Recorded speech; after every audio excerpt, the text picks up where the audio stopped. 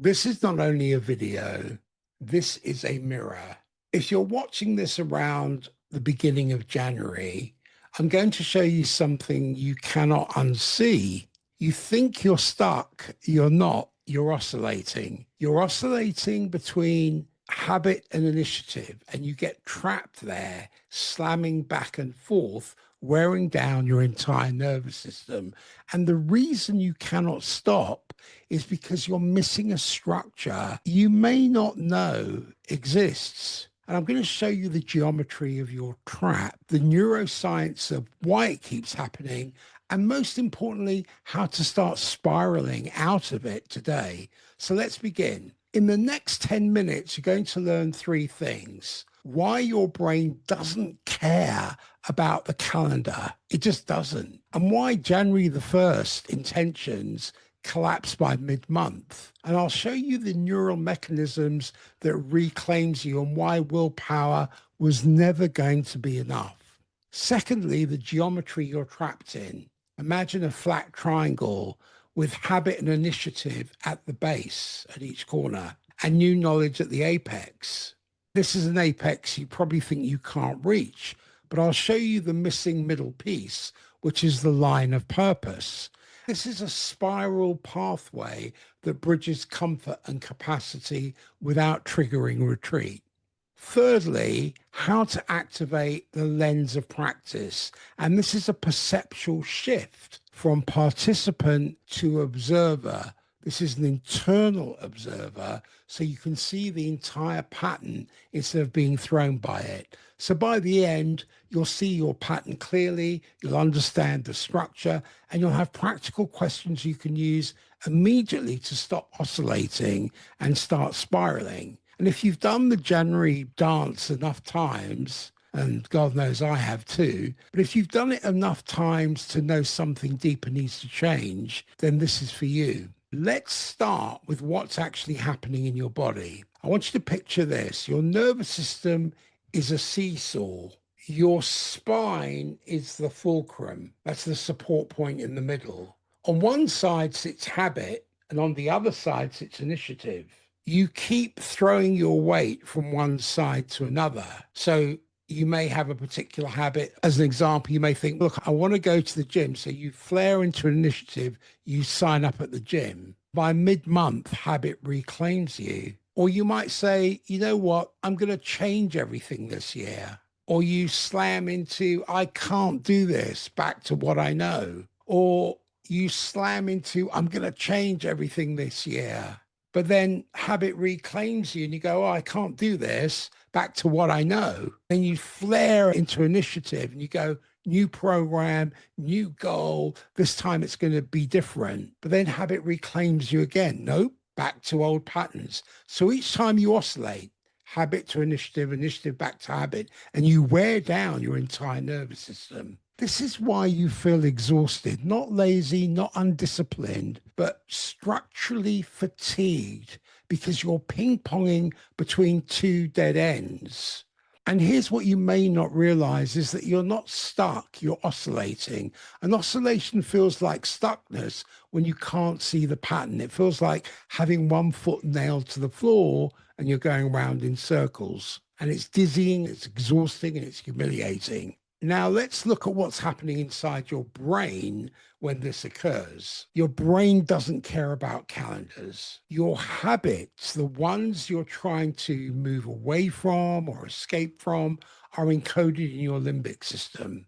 This is the part of the brain that handles emotion, memory, and automatic behavior. These neural pathways have been reinforced for years, maybe decades.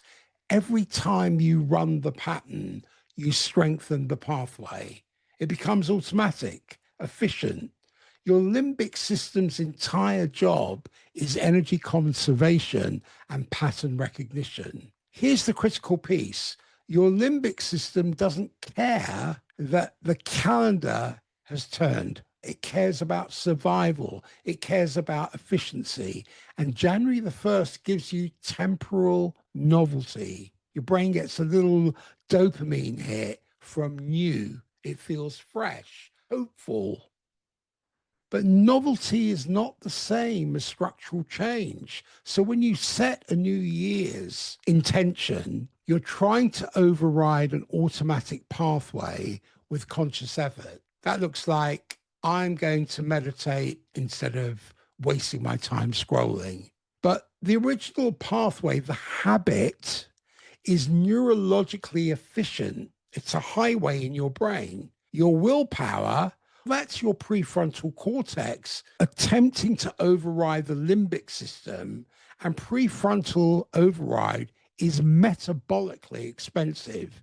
It burns massive energy. Okay, so January 3rd, 4th, 7th, 9th, 12th, 15th, whenever your willpower depletes, and it will, because it's not just about willpower, because willpower is not sustainable. The original pathway will reclaim control because you never actually replace the pathway. You only try to resist it. And resistance drains your system without creating new structure. Now, let me show you the two layers running simultaneously.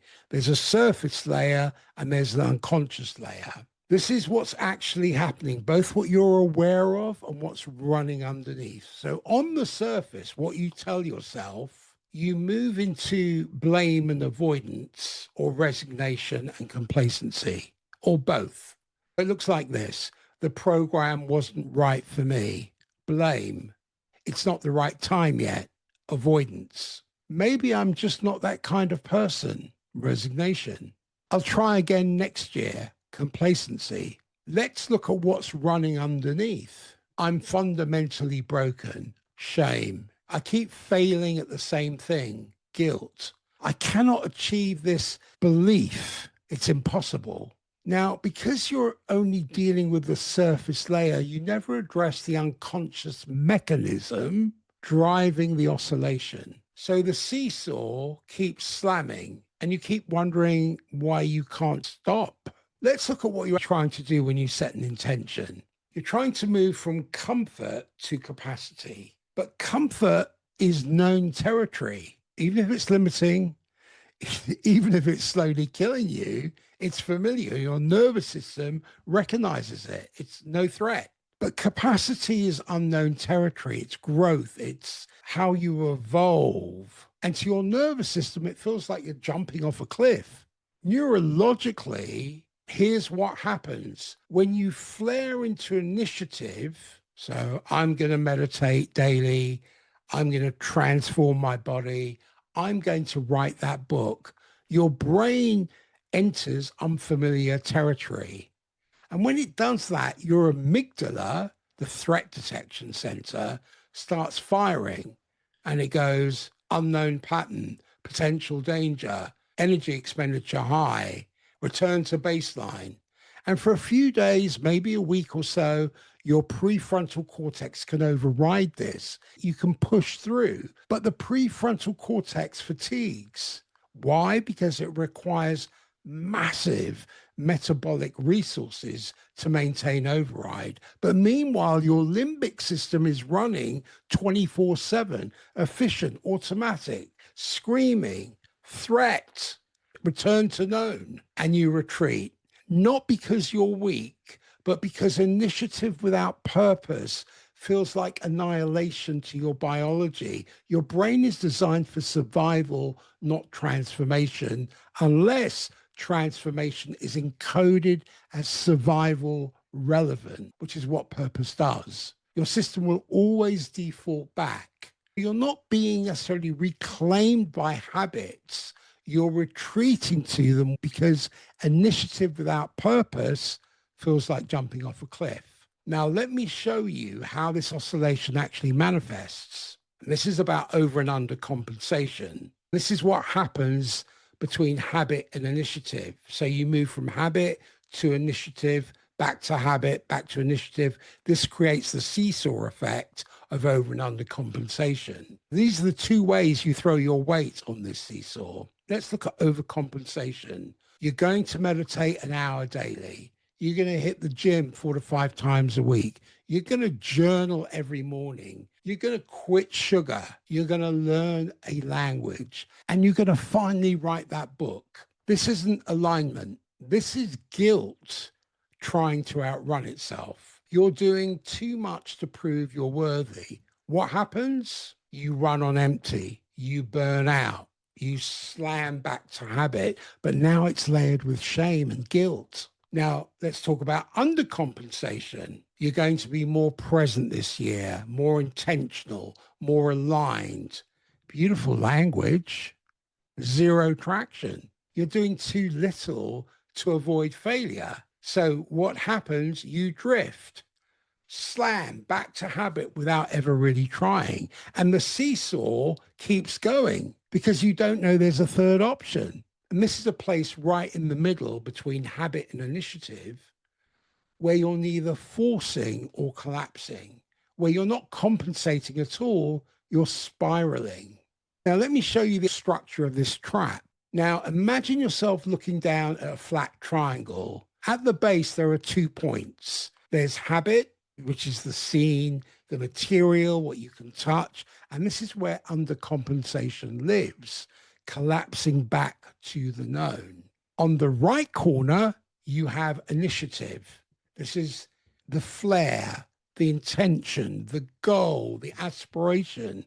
And this is where overcompensation lives, forcing yourself toward the unknown. But in the middle of the base, this is what's invisible to most people, is the line of purpose. This is the stabilizing element you don't know you're missing, the bridge between comfort and capacity. And at the apex above everything is new knowledge. This is the territory you're trying to reach, the structural upgrade. This is what new knowledge is, the field-altering insight. Here's how the trap works. You oscillate between habit and initiative at the base, back and forth, undercompensation to overcompensation, overcompensation to undercompensation. You never discover the line of purpose in the middle because you're too busy flinging yourself between the two visible points. And without the line of purpose, you can never spiral upwards towards new knowledge.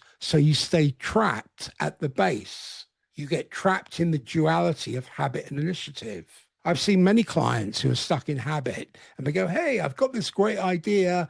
I'm going to go to the gym 4 or 5 times a week.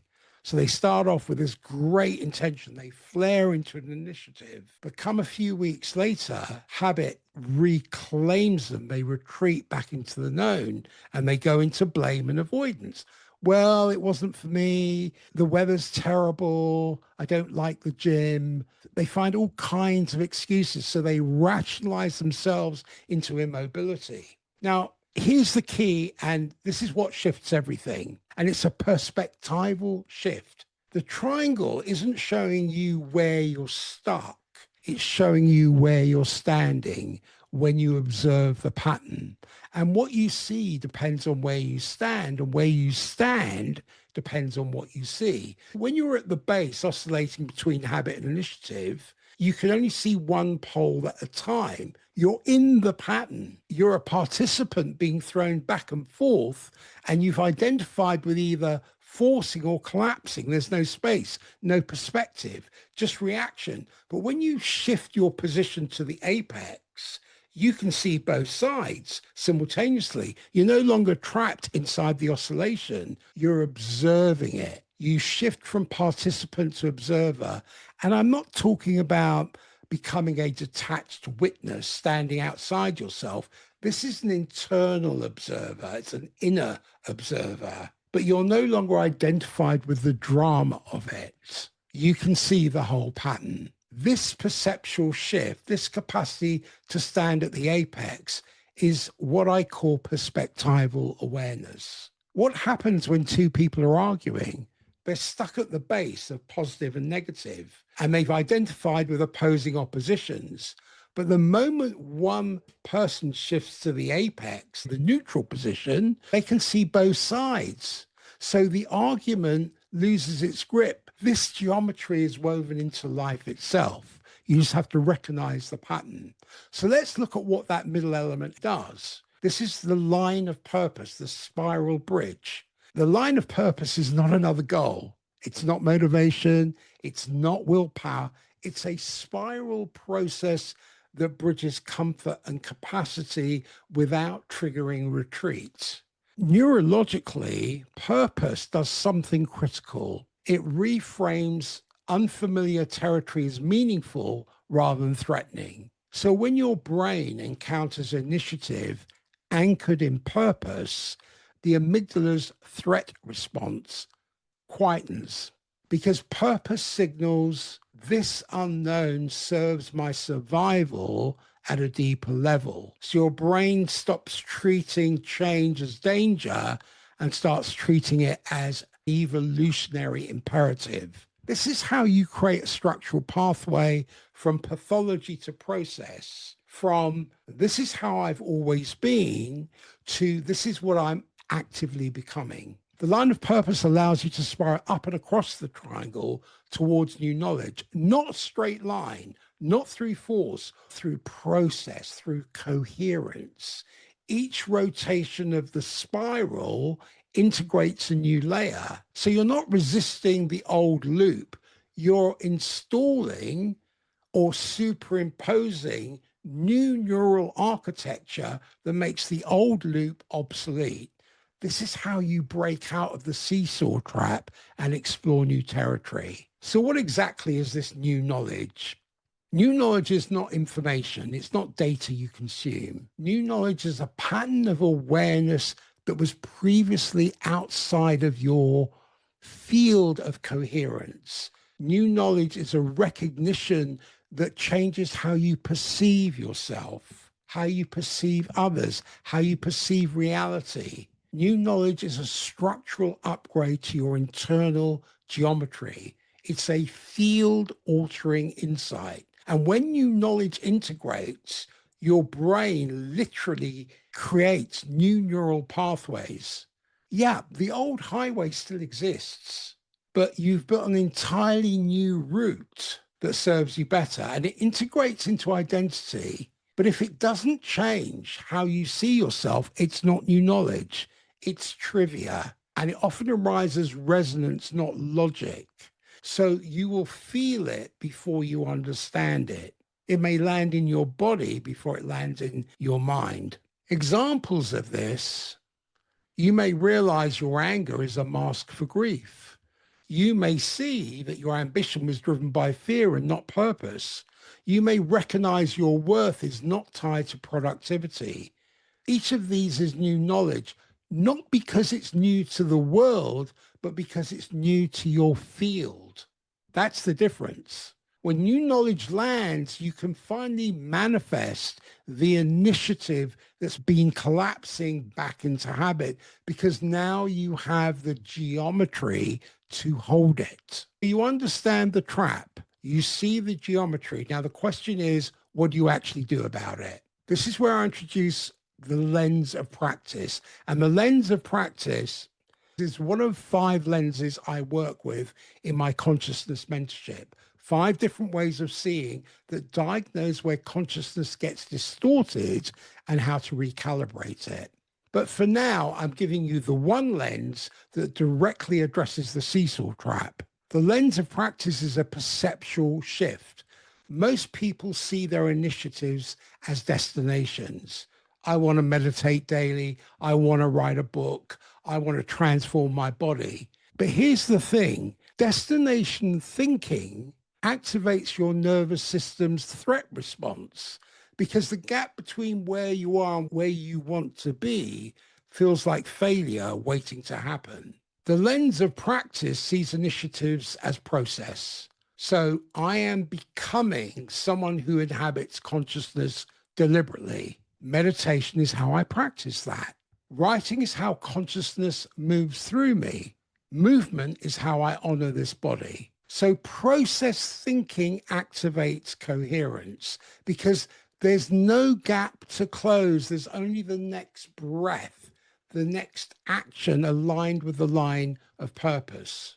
The lens of practice is ultimately about shifting where you stand in relationship to your pattern. When you're oscillating, you're standing at the base. You're a participant. You identify with the drama of I should be doing this or I can't do this. The practice is to shift your position to the apex. When you catch yourself oscillating, planning big, collapsing back, planning again, pause.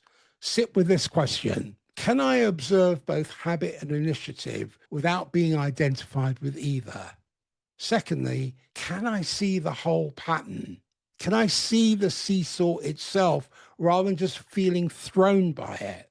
I want you to internalize this. What am I trying to become, not just achieve? Not, I want to lose 20 pounds, but I'm becoming someone who treats my body as sacred territory. Ask yourself this. What's the one action you can take today that aligns with that becoming regardless of outcome? No, not go to the gym for 90 minutes, but move my body for 10 minutes in a way that honors me and feels good. That's it. That's the shift. So you're no longer trying to force initiative against habit's resistance. You're spiraling, and each rotation integrates a layer. Each action feeds the geometry.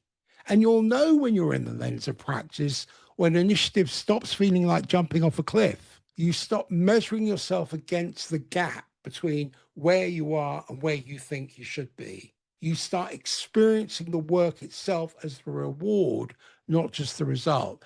And you can observe the oscillation without being consumed by it. This is not positive thinking. This is structural reconfiguration of how you perceive change. And the lens of practice reveals the line of purpose, and the line of purpose creates the spiral towards new knowledge. So if you're recognizing yourself in this, if you've oscillated between habit and initiative, I know I have many times in my life, but if you are oscillating between habit and initiative enough times to know the calendar is not the solution, then it's time to work at a different level. I offer soul blueprint readings for people who are done with surface fixes. I use evolutionary astrology, archetypal psychology, and consciousness mapping to identify where you're stuck, not just symptomatically, but structurally. So I will find your specific seesaw pattern and we'll install it together. We'll map the spiral towards your new knowledge. I look at your soul's blueprint and the archetypal patterns that you came here to integrate, the consciousness territories you're being called to inhabit. I will show you the geometry of your specific trap and pathway out. And this is precision work. It's not a quick fix. It's not a generic template. Look, most people don't need another technique. They need to see their own architecture clearly enough to stop sabotaging themselves. If that resonates and you're ready to see your own geometry, please find me at consciousnesscompass.com. And there are full details on soul blueprint readings there. There are no discovery calls. If this work speaks to you, book directly. Finally, I want to say this is not a resolution. This is a realignment. The seesaw has been running your life long enough, but hopefully now you have a mirror, you have the geometry, you have the lens of practice. The question is, are you ready to stop oscillating and start spiraling? Remember, what you see depends on where you stand, and where you stand depends on what you see. Shift to the apex, see the whole pattern, let the line of purpose guide you. The new knowledge is waiting. So let's begin. Thank you for watching and listening. If you haven't subscribed, I would welcome you as part of the Consciousness Compass community.